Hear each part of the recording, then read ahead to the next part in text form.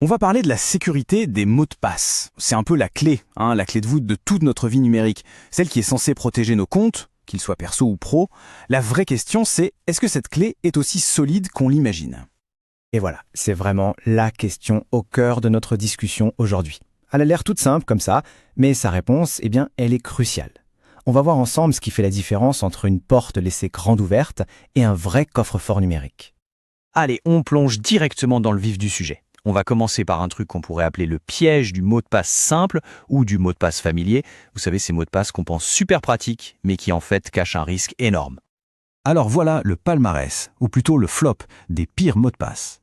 On en reconnaît pas mal, n'est-ce pas? Le gros problème avec eux, c'est qu'ils sont tellement, mais tellement courants que les pirates les ont tous dans leur liste. Des logiciels les essaient en boucle à une vitesse, mais vraiment vertigineuse. Et cette vitesse, justement, parlons-en. Parce que c'est en voyant à quel point ces mots de passe se font pirater vite qu'on comprend vraiment l'urgence. Alors attention, accrochez-vous parce que ça va aller très très vite. On commence avec le grand champion, toutes catégories confondues. Le fameux 1, 2, 3, 4, 5. Alors, temps de piratage, moins d'une seconde, c'est littéralement instantané. C'est comme laisser la porte de chez soi grande ouverte avec un paillasson bienvenu les cambrioleurs. On continue avec l'autre grand classique, le mot password lui-même. Et là, surprise, ou pas, c'est pareil. Moins d'une seconde. C'est vraiment l'équivalent de cacher sa clé sous le paillasson. Absolument tout le monde sait où regarder en premier. Et on pourrait se dire, ok, mais si j'ajoute un petit truc perso comme un prénom? Disons prénom 123. Est-ce que ça change quelque chose? À peine. Quelques secondes, c'est tout ce qu'il faut à un programme pour tester les prénoms les plus courants avec quelques chiffres derrière. La protection est quasi nulle. Le verdict, il est clair. La simplicité, c'est vraiment l'ennemi numéro 1 de la sécurité. Bon, ok, c'est un peu déprimant tout ça. Mais alors, on fait comment?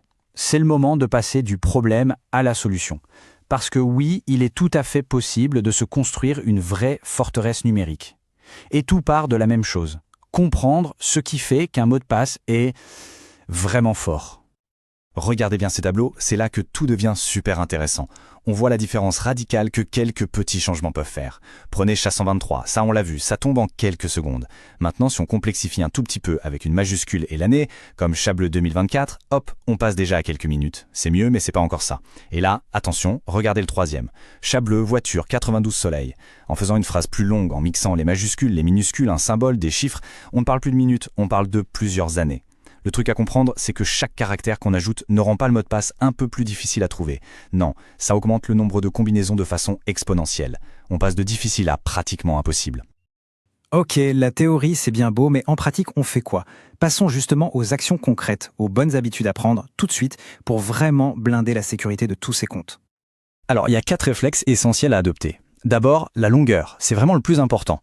On vise au moins 15 caractères, voire plus. C'est le premier rempart.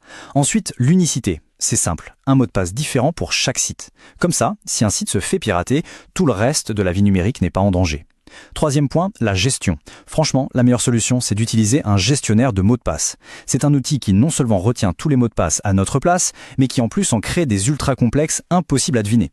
Et enfin, le quatrième point, c'est la double authentification. Il faut l'activer partout où c'est possible. C'est comme ajouter un deuxième cadenas sur sa porte d'entrée, une sécurité en plus qui fait toute la différence. S'il y a vraiment une seule chose à retenir de tout ça, c'est cette phrase. Elle résume absolument tout. Un mot de passe simple se pirate en secondes. Un mot de passe fort protège pendant des années. Voilà, tout est dit. Le choix entre être vulnérable en une seconde et être protégé pour des années, il ne tient qu'à quelques bonnes habitudes. Et donc, on va se quitter sur cette question. Et ce n'est pas juste pour la forme, c'est une vraie question à se poser. Et votre mot de passe, combien de temps résisterait-il? C'est une invitation à réfléchir, mais surtout à agir.